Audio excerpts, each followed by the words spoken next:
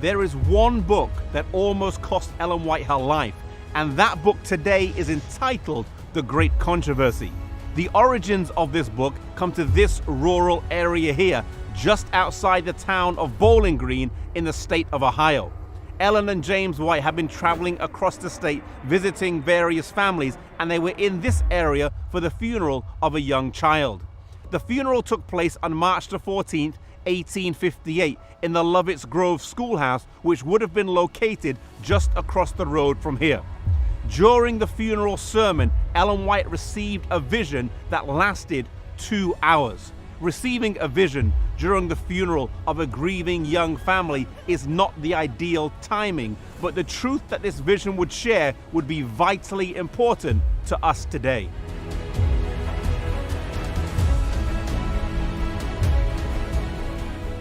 The following day, James and Ellen were traveling home by train, and she relayed to him what she had seen, and they discussed plans for writing out the vision.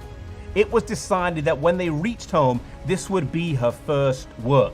Yet on that train, there was what one author has described as an unseen, unpaying passenger who was determined that the world should never know the truth about himself, that it should not get published and see the light of day.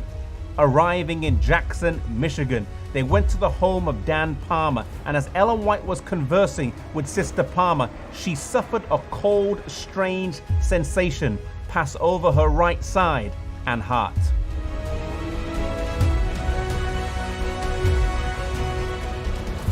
Those present earnestly prayed for her, and with a partially restored strength, she was able to continue her journey here to Battle Creek.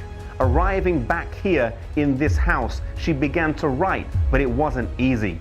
Initially, she only had enough strength to write barely 1 page, and then she had to rest for 3 days afterwards. But as she continued to write and her strength increased, she was able to progress and finish the book.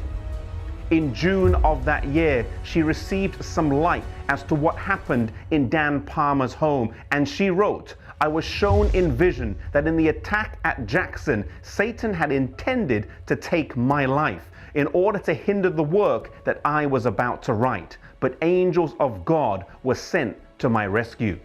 The unseen, unpaying passenger on that train did not want the world to know that he had been an angel in heaven, that he had fallen into sin, and that he was the cause of the misery in this world.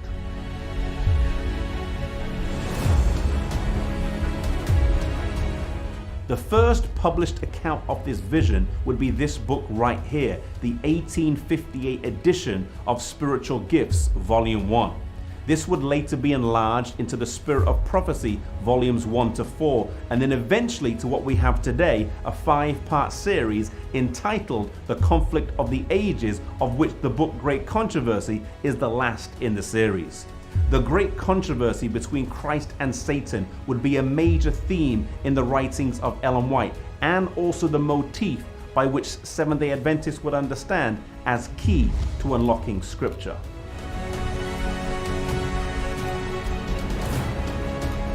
This book, the one that almost cost Ellen White her life, has changed lives all around the world, and is the one that we should seek to share as much as possible. Ellen White herself said, "The Great Controversy should be very widely circulated. It contains the story of the past, the present, and the future. In its outline of the closing scenes of this earth's history, it bears a powerful testimony in behalf of the truth.